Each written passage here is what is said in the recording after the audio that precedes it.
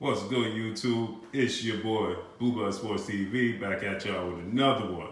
And I got the infamous 14-0, 14 first round knockout king. Yes, sir. Edgar Berlanga. What's going on with you, What's up, baby? How's everything, man? I'm good, man. So today we just learned news that you will be having a fight coming up. Yes. Just give a little info on that. I'm going to be fighting October 17th, once again at the Top Rank Bubble, MGM Grand on ESPN under the Lomachenko and Teofimo card. Wow, man. And listen, man, you turned into a instant superstar, man. Yeah. Now, when you was in the amateurs, you wasn't a knockout artist. Yeah. Now, dudes can't get past 2 minutes in the first round, man. You know what I'm saying? What changed? It's the truth, man. You know, in the amateurs, I wasn't a knockout artist. I did not too many. I never really called devastating knockouts. You know, Right. I stopped a couple people, but it wasn't like I had stopping power. You know, I grew into my body once I hit the age of 18, 19. I grew into my body. I feel like still I haven't reached my full man strength yet. You know, I believe around like 25 years old. I'm 23 now, so I Right. believe in 2 years I'll reach my full potential of my man strength. Right. Yeah. Now, do you feel like that'll scare a lot of people away? Because now we already know you have the boxing skills from the amateurs. Yeah. But now we see you got the power to go along with the boxing skills. So now we know you have the versatility. Do you think that'll scare a lot of big fights away in the future? Yeah, you know, it's a big factor, man. But, you know, you got some guys out there that have heart and they got balls, you know. And, you know, listen, a lot of guys are not going to be dunking me. Some guys still believe that it's all hype, you know, and I'm going to let them keep thinking that. You know, I hear a lot of people talking that they want me, they want Berlanga, they want. Everybody's calling me out now, you know. They think it's all hype. But like I always say, you know what I'm saying? You could talk the talk, but you got to walk the walk. And everybody could talk until you get punched in the face. Right, and one of those people is 168-pound super middleweight former world champion, David Benavidez. Yeah, shout out to Dave Benavidez, man. He's a hell of a champion. Mm-hmm. You know, to me, he's still champion. You know, he lost the belt due to weight, but he's one hell of a champion, man. And you know, me and him fighting in the future, that'll be huge. Puerto Rico versus Mexico rivalry. You know, he's the same age as me. He's 23. I'm 23. He's young. I'm young, and we both in our prime.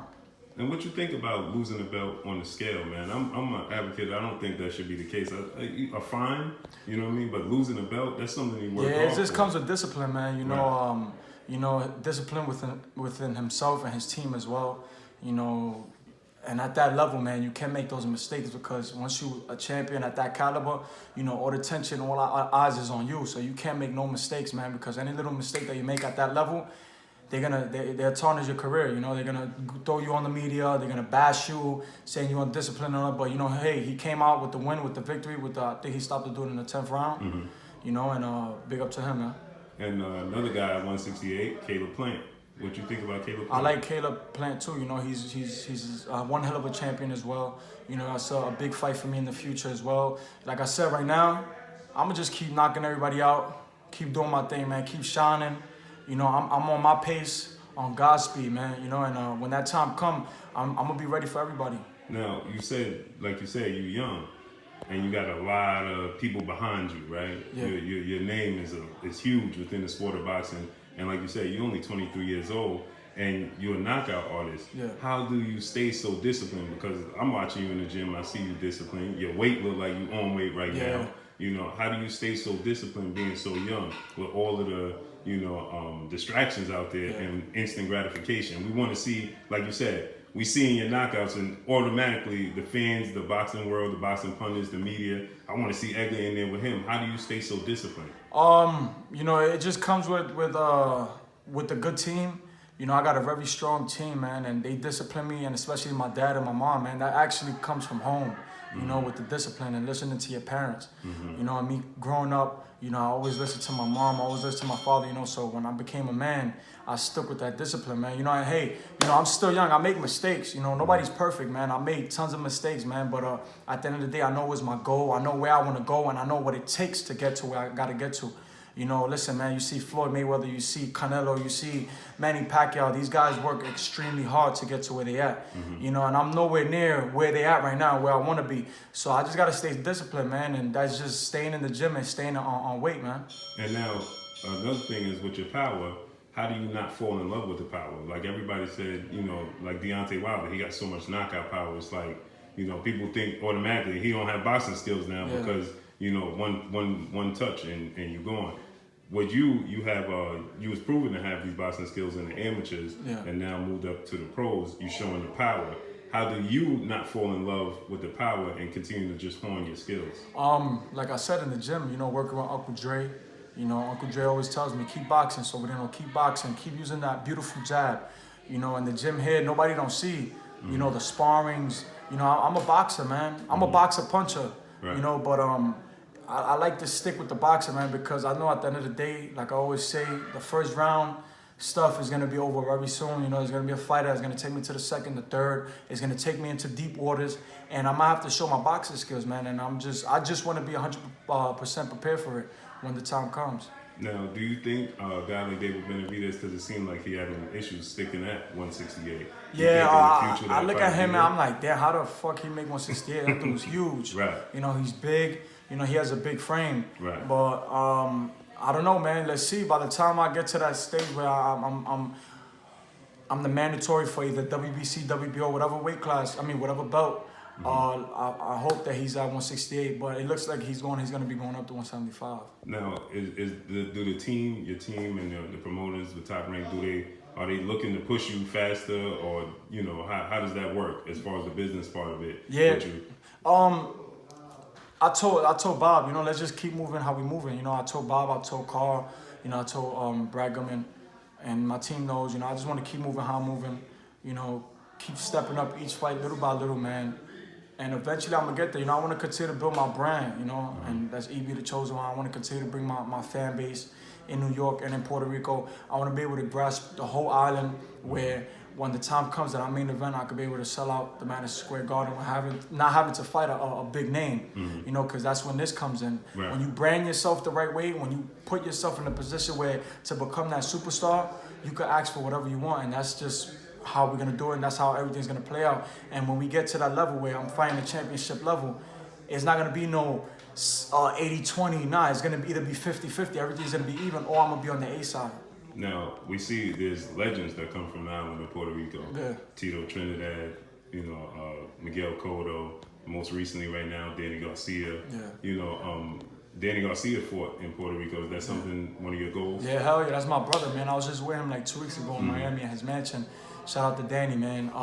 Yeah, man, it's a dream come true. You know, a lot of people's targeting me as the next big thing come from Puerto Rico. You know, like Trinidad, like Cotto, like all the greats. You know, and they targeted me as that now, man. And it's just a blessing. I dreamed of this as a kid. You know, since 8 years old, man.